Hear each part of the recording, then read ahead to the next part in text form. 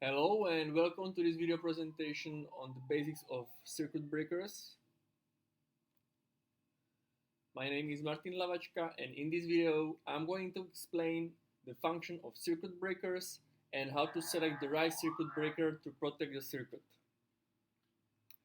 Before me moving to the next slide, I highly recommend you watch videos on the basics of cable cross-sectional area, voltage drop, overload current and short circuit current that I made so that you understand all the details mentioned in this video in context. I will leave the links to the videos in the description. Now let's start. What is the function of a circuit breaker? The purpose of the circuit breaker is to protect conductors by tripping in the event of an overload or short circuit current in the electrical installation. The thermal protection part of the circuit breaker makes the circuit breaker trip in case of overload current, and the magnetic protection makes the circuit breaker trip in case of short circuit current. Unlike fuses, circuit breakers can be reset. If they are the correct size, they do not need to be replaced after tripping. Most circuit breakers are thermomagnetic, where the thermal protection causes the circuit breaker to trip in case of overload, and the magnetic protection does so in case of a short circuit.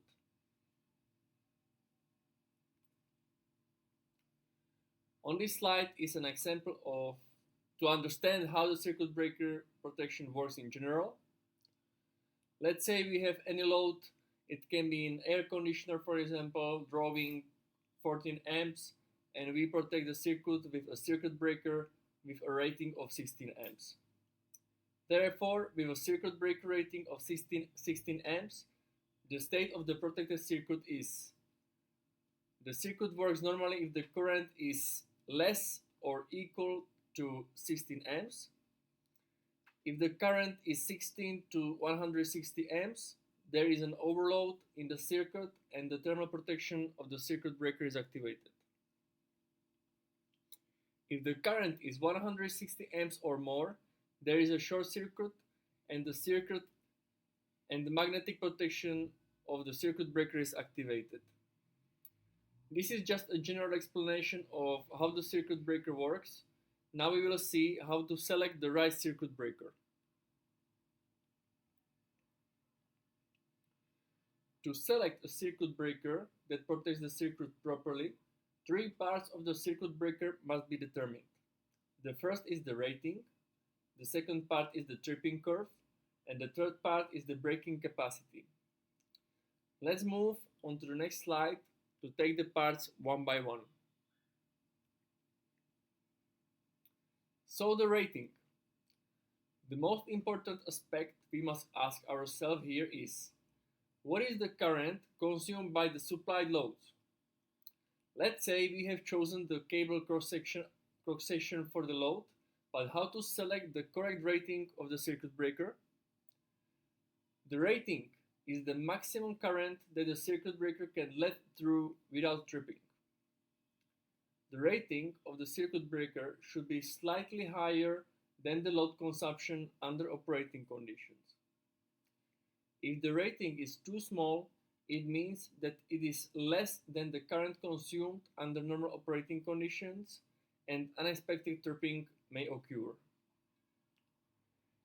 If the rating is too high, it means that the rating is greater than the current consumed under normal operating conditions and the cable is not fully protected against overcurrent.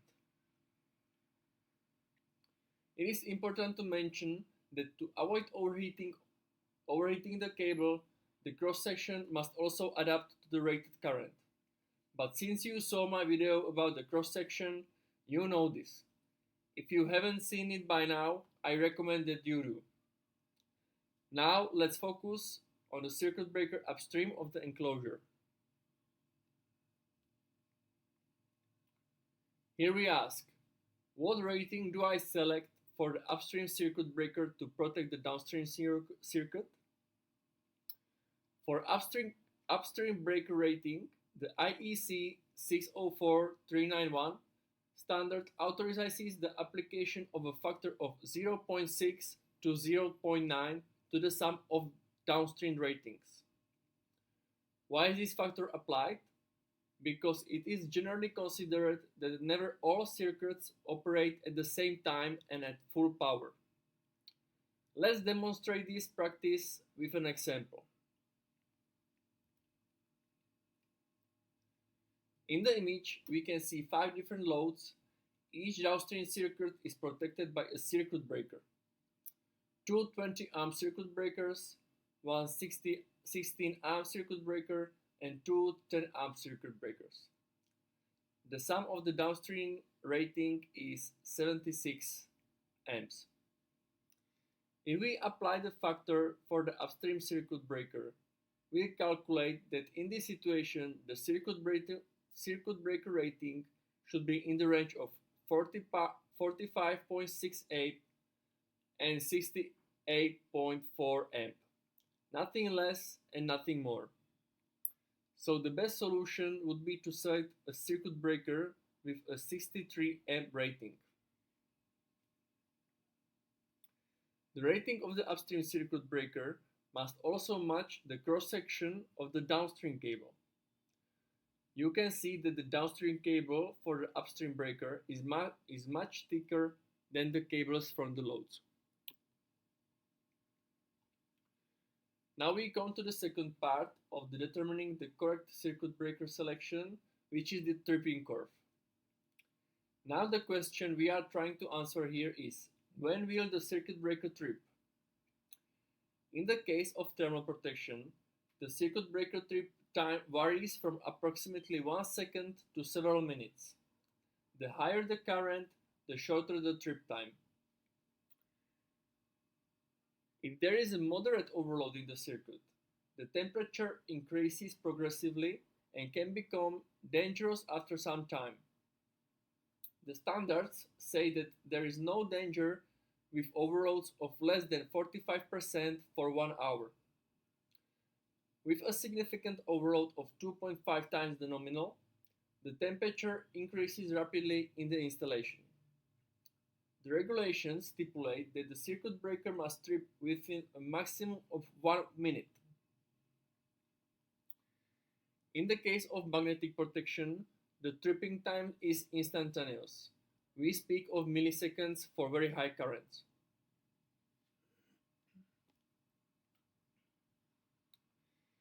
Each circuit breaker is characterized by its trip curve and in relation to current and time. The circuit breaker tripping curves consist of two parts, the overload part with thermal protection and the short circuit part with magnetic protection. The tripping curve must always be below the cable limit curve, since energy above this curve supplied under time and current conditions damages the cable.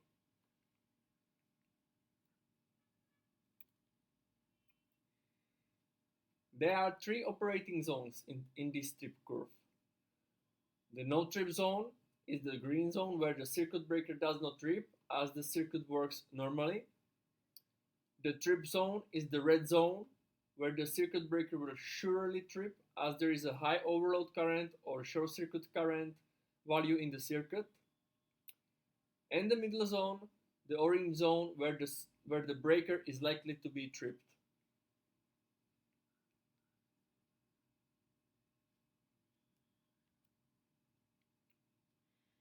There are different types of tripping curves for the same breaker rating. As you can see in the table, we categorize the tripping curves into curves B, C, and D. Now, the IEC 608981 standard that covers the residential sector determines the magnetic trip zone for curve B from 3 to 5 times the rated current, from 5 to 10 times the rated current for curve C, and from 10 to 20 times the nominal current for curve D. There is some tolerance since the IEC 60947 standard that covers the industrial sector stipulates that circuit breakers must trip with a range of plus or minus 20% of the average value chosen by the manufacturer. In this case, the magnetic trip zone for curve B is 4 times the rated current plus minus 20%, 8 times the rated current plus minus 20% for curve C, and 12 times the rated current plus minus 20% for curve D. Circuit breakers with curve type B are used in applications where the short circuit current value is low, such as generators or very long cables. Circuit breakers with a C curve type are used in general applications such as lighting and power outlets, for example. D curve type circuit breakers are used in applications with high inrush current such as transformers and motors.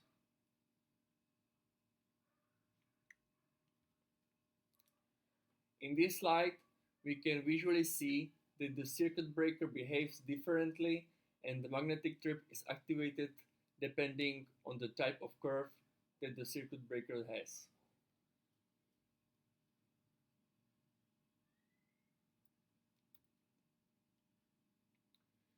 Now we go to part number 3 to select the appropriate circuit breaker for the installation, and that is determining the breaking capacity. Breaking capacity is the maximum short circuit current that the circuit breaker can interrupt without damage and without endangering the environment. It must be at least equal to the short circuit current calculated at the installation point of the circuit breaker. If the breaking capacity of the circuit breaker is less, the circuit breaker will not adequately protect the installation. On the other hand, if the breaking capacity of the circuit breaker is much greater, it is acceptable, but the level of performance is higher than necessary and the choice would not be cost-effective either.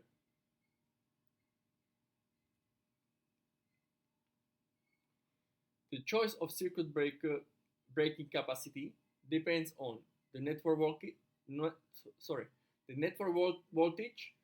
the standard, and the length and cross-section of the cable between the source and the circuit breaker. For the first condition, if the network voltage is higher, the breaking capacity of the breaker decreases. If we talk about standards, there are 2 different trip test conditions that the breaker performs. One that is evaluated according to the IEC 608981 standard that covers the residential sector. In this case, we are referring to the ICN, or rated short circuit breaking capacity of the breaker. The second trip condition is evaluated according to the IEC 609472 standard that covers the industrial sector.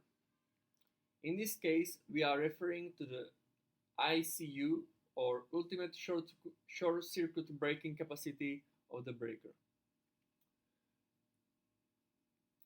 The third condition is the length and cross-section of the cable between the source and the installation point of the circuit breaker. The lower the circuit breaker is in the installation, the lower the breaking capacity is required. As installation cables become longer and thinner, the short circuit current decreases due to the impedance of the cable. But you also know this because you've seen my video on the basics of short circuits. If you haven't, I recommend that you do so.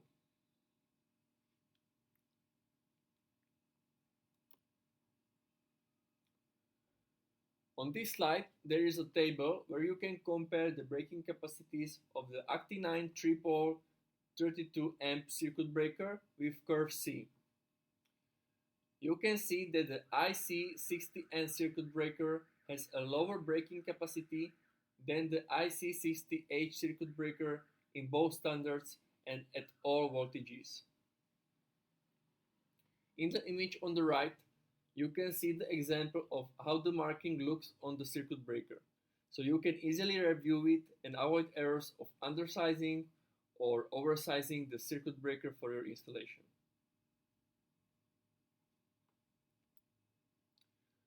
We come to the end of this presentation. Now you know the basic circuit breakers and how to select the right circuit breaker for your electrical installation.